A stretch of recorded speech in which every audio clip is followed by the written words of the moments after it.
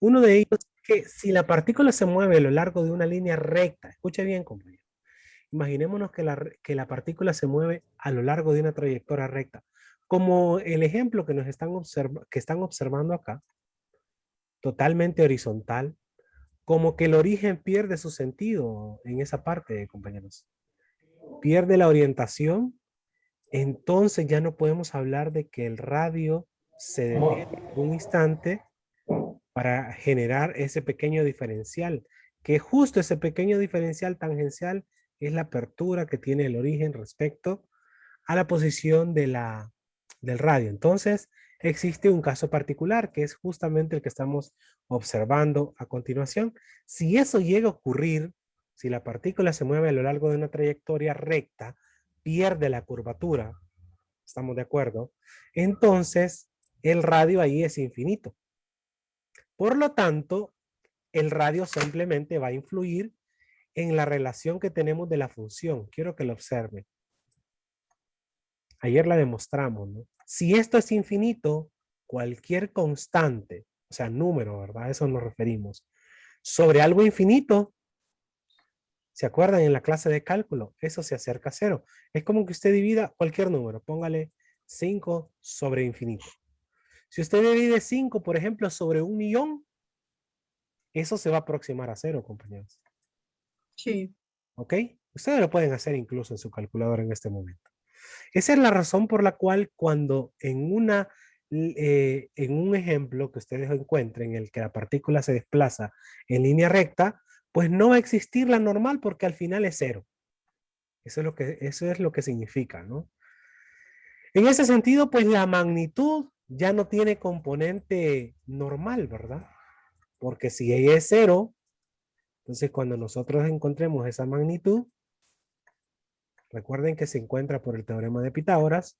Si esto es cero, al final la raíz cuadrada de la aceleración tangencial elevada al cuadrado va a ser la misma magnitud de la aceleración tangencial, ¿verdad? Ojo con eso, compañeros. Hay que tener mucho cuidado. Es justo lo que nos están diciendo en el comentario. Mire, eso ocurre solo cuando el radio es infinito, ¿verdad? Entonces hay que tener mucho cuidado porque en algún momento algún ejemplo nos puede salir con esta cuestión y nosotros ya sabemos por qué. Si el radio es infinito, no hay aceleración normal. Ya lo demostramos por qué. Incluso hicimos un ejemplo. Ahora, ¿qué ocurre en el caso en el que ninguno es infinito, en el caso del radio, ¿no? Primero que nada, si la partícula se mueve a lo largo de una curva, sabemos que hay radio, ¿no? A una velocidad constante, esa palabra es importante. Si la velocidad es constante, la aceleración es cero, pero no cualquier aceleración, ¿no? Siempre la que está relacionada directamente con la velocidad, ya que la velocidad solo tiene una componente tangencial, entonces la aceleración tangencial es cero. Son dos casos que estamos viendo así como muy teóricos y que sería importante que lo manejemos, compañeros. Cuando la aceleración normal es cero, cuando el radio es infinito. ¿Cuándo ocurre que el radio es infinito? Ocurre cuando la partícula se mueve en línea recta. ¿Ok? Cuando la partícula está en una sola dirección, por así decirlo. Entonces ahí la aceleración normal es cero. ¿Cuándo la aceleración tangencial es cero? ¿Cuándo? Tangencial, disculpen. Eso es importante, compañeros, que le demos lectura, ¿verdad? ¿Cuándo la aceleración tangencial es cero? Pero eso ya nosotros lo sabíamos. Cuando la velocidad es constante, la aceleración era cero.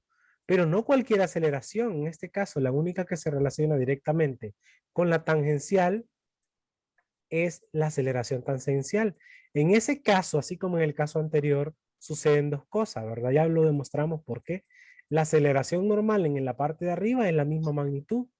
Y aquí, cuando la aceleración tangencial es cero, la magnitud, o sea, es la misma aceleración, perdón, la parte de arriba lo voy a borrar porque nos vamos a confundir. Ahí creo que lo escribí mal.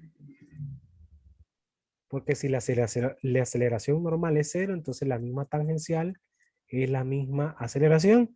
Y si la aceleración tangencial es cero, entonces la misma normal es la magnitud.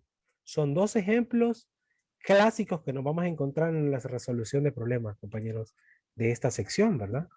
Ahora, ¿cómo calculábamos nosotros la aceleración normal en este último caso? Fácil, ¿verdad?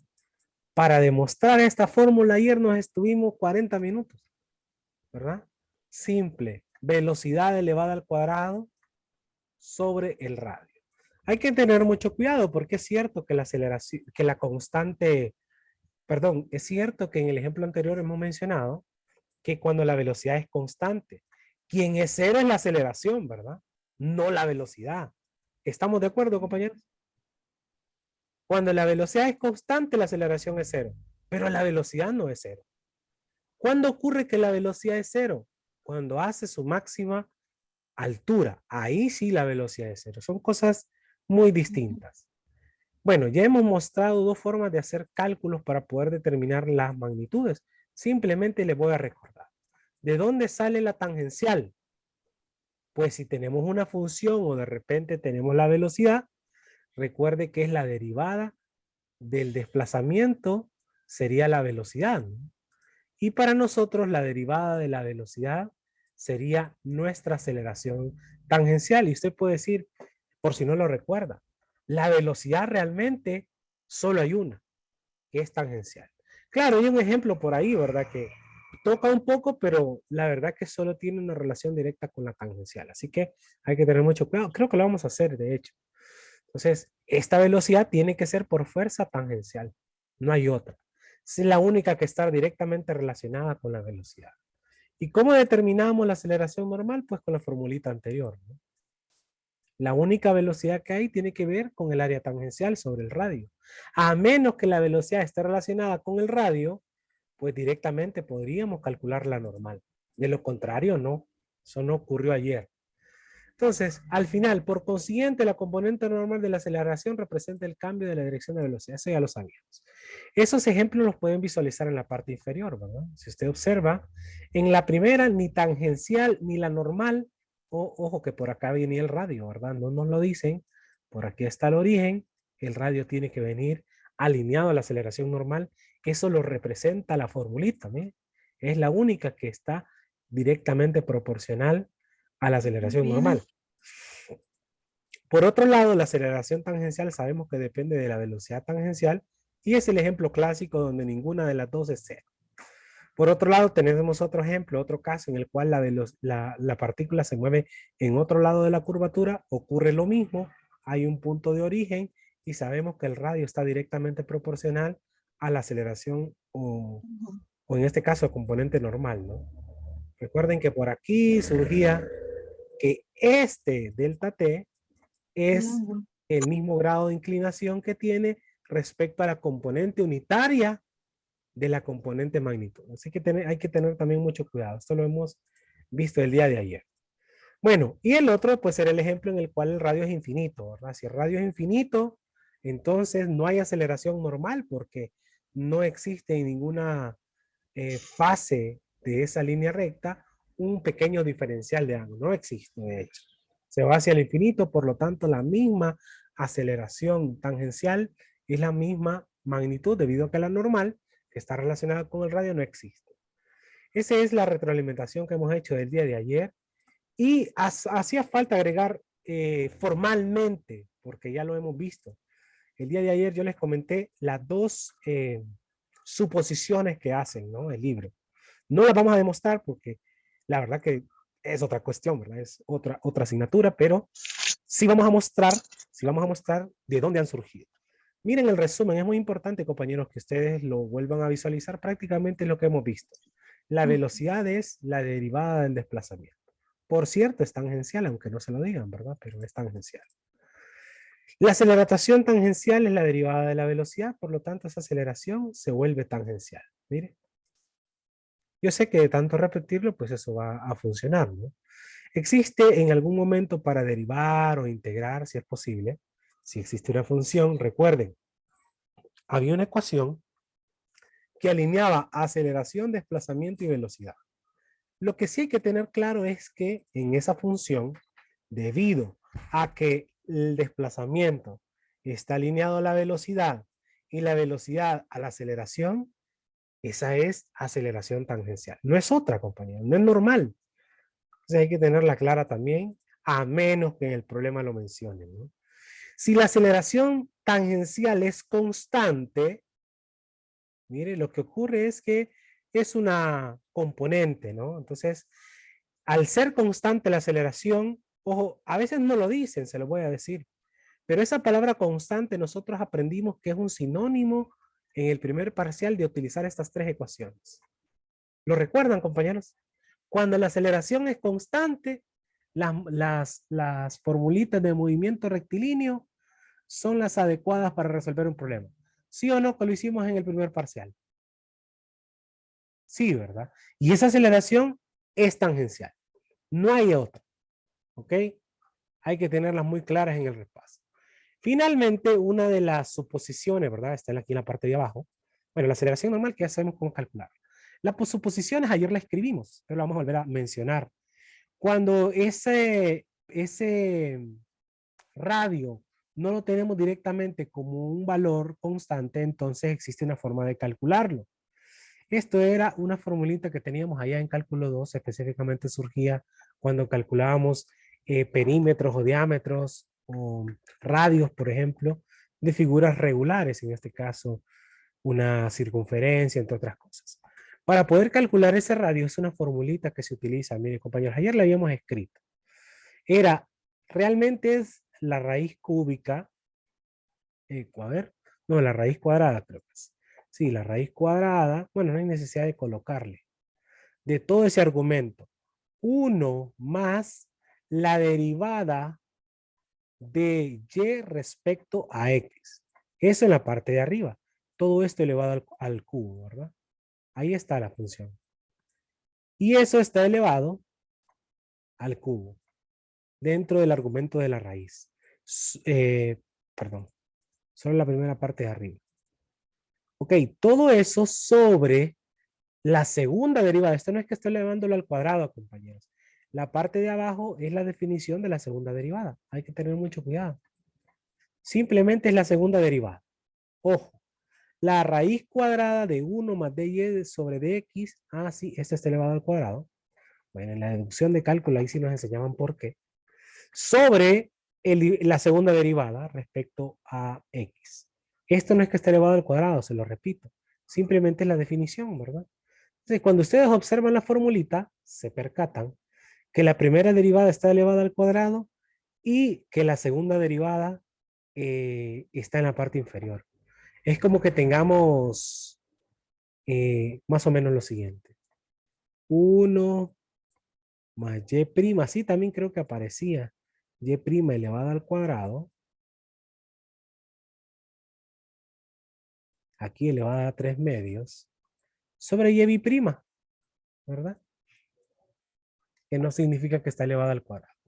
Si no la quieren ver de la forma que se lo muestra en el resumen de formulitas, pues esa sería otra de las mejores formas en la que la pueden encontrar en cálculo, ¿verdad? La primera derivada en la parte de arriba elevada al cuadrado, más 1 elevada a todo el argumento de la raíz cuadrada elevada al cubo, o sobre la segunda derivada. Así está. Esa es la primera, lo primero que vamos a asumir. Lo segundo que vamos a asumir es lo siguiente, estimados compañeros. Imaginémonos que va una curvatura, por así decirlo, ¿verdad? Entonces, recuerden que por definición, si esta curvatura se desplaza a lo largo de todo un desplazamiento, se hace su trayectoria, recuerden ustedes que la velocidad es tangente a la curva. Por definición, la primera derivada es, bueno, recuérdenlo desde ayer, pero se lo vuelvo a recordar, es la pendiente de la recta tangente a la curva. Eso era un concepto de cálculo. Pues existe una forma de poder calcular el ángulo de esa velocidad respecto a una horizonte, ¿no? Respecto a la trayectoria. Imaginemos que la trayectoria hace ese pequeño delta S, ¿no? Nosotros podemos calcular ese ángulo porque recuerden que la pendiente de la recta tangente a la curva era una derivada. Y aquí casualmente en dinámica, tal vez por primera vez tiene un sentido aplicado. Uno dice, pucha, pero en cálculo, ¿para qué me va a servir esto? Si nosotros estamos hablando de que la primera derivada es la pendiente de la recta tangente a la curva, la pendiente siempre es el grado de inclinación que tiene una función. Por ejemplo, yo recuerdo en sus clases de matemáticas, este grado de inclinación que tiene una recta, al final se mide por medio de un ángulo. Allá nunca fue el interés calcularlo. Para nosotros hoy sí va a ser interés porque yo les voy a decir algo. Si usted por casualidad tiene la función, si usted llega a tener la función de esa recta, de esa pendiente, es decir, tiene la función, entonces usted puede calcular a través de la tangente inversa de esa función, en este caso sería de y de x, ¿no? Porque esta es la pendiente de la recta tangente a la trayectoria. Entonces usted puede encontrar ese ángulo, compañeros. Ojo con esto porque indirectamente en algunos de los problemas lo van a tener que hacer, ¿verdad? Y eso se debe a ese concepto primitivo de las primeras matemáticas que nosotros hemos cursado. ¿Qué les parece, compañeros?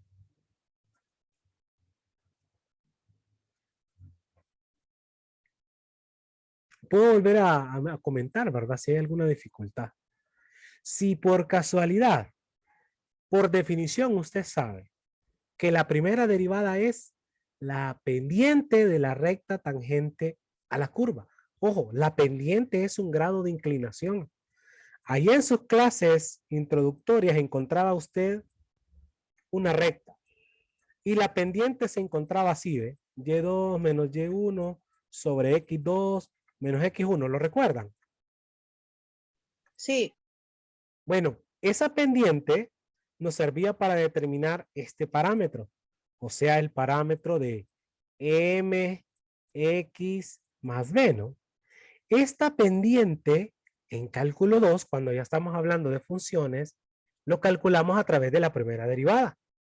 Y esa primera derivada, pues al final es una función, ¿no? Recuerden que la derivada, si tiene una función, normalmente obtiene otra función, a menos que sea una ecuación de primer grado y lo que va a obtener es, en este caso, la derivada de esta, por ejemplo, es m, ¿no? Un valor. Pero nosotros podemos calcular ese grado de inclinación ya en cálculo, hemos aprendido, ¿verdad? Que para poderlo calcular, simplemente derivamos. Pero ese ángulo nosotros lo podemos calcular, compañeros. Cuando ya estamos hablando de la pendiente de una recta tangente a la curva, nosotros lo podemos calcular. Voy a trazar una curvatura por acá. Bueno, no es tan así de pronunciada, pero la vamos a hacer así. Vamos a suponer que esta es la curva. ¿Cómo la calcularíamos? Como siempre, ¿no? La tangente inversa, en este caso, de la derivada de y respecto a x. O sea que la función de la pendiente la vamos a convertir a grados. ¿Ok? Es la segunda suposición que hacemos para poder determinar también el radio, ¿verdad? Así que hay que tenerlo muy claro. Si en algún momento nos piden encontrar ese ángulo, lo vamos a hacer así. Si no tenemos otras formas de hacerlo, ¿verdad? ¿Qué les parece, compañeros? Por lo menos entendemos de dónde va a surgir esa forma. Eso es lo importante, que no lo van a sorprender. Y la vamos a utilizar más de lo que se imaginan, ¿verdad? Quedan 10 minutos, pero creo que podemos avanzar en un ejercicio, compañeros. No sé si les parece. Quieren que hacemos un ejemplo que nos va nos va a ayudar en términos de valores también, pero también podemos hacer de la tarea, yo creo que sí. Hoy la tarea va a ser más corta, compañeros. Solo tenemos una actividad de 6 problemas, esos son los que nos van a quedar, 6 problemitas. Sin duda tenemos que haber visualizado todo para poder hacerlos. Considero que primero hagamos un pequeño ejemplo introductorio para que posteriormente nos enfoquemos en los ejercicios de la tarea. ¿Les parece? Sí. Ok, hay cosas que nosotros identificamos inmediatamente, siempre que leemos lectura. Ahora que ya sabemos de dónde surge aceleración tangencial, aceleración normal, magnitud y velocidad, sé que tenemos muchas anotaciones, sería importante que las tengan por ahí. Yo creo que más que nada darle lectura al problema nos va a ayudar mucho, ¿verdad? Bueno, vamos a ver qué es lo que está ocurriendo en este problema. Dice, un esquiador llega al punto A, o sea, creo que viene desde arriba, mire. Hace una especie de curvatura por ahí. Voy a hacer más grande. Miro que el compañero Oscar tiene dificultades. No crea, yo también. Para poderlo visualizar. Mire ahí, compañero. Bien. Cuando el esquiador llega al punto A, desde arriba, a lo largo de la trayectoria parabólica, su rapidez es de 6 metros. ¿Escucharon eso? Esta velocidad es de 6 metros. ¿Qué velocidad es esa?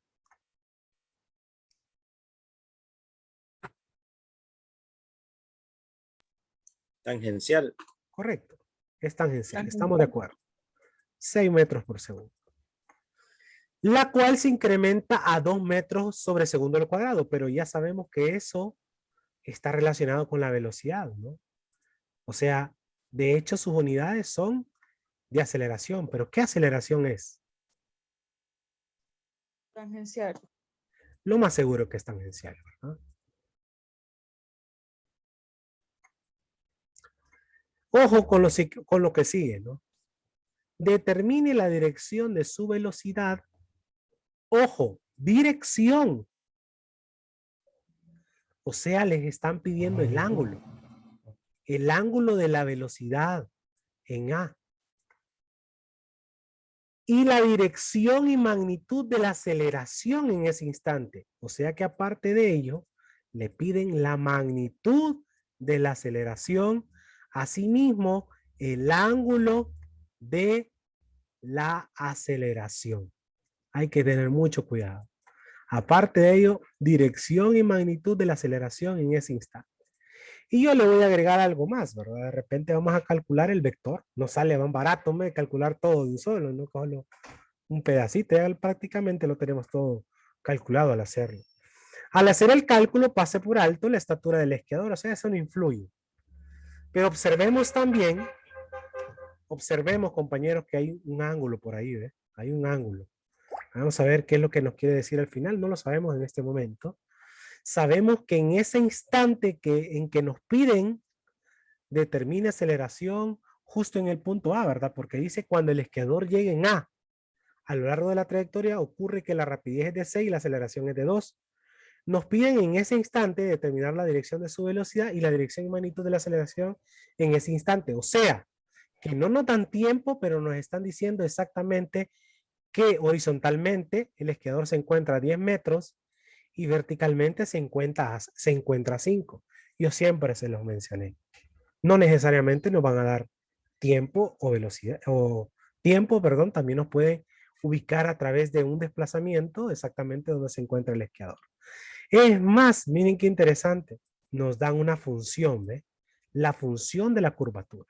Si usted tiene una función, puede a través de la derivada crear una especie de velocidad también, o una aceleración si hace su segunda derivada, ¿no? Así que hay que tener muy claro eso, compañeros. Bueno, ya tenemos los datos, ¿verdad? Como solo quedan 4 minutos, yo considero que volvamos a iniciar. Le voy a dar un recorte a esto, ¿les parece? Sí.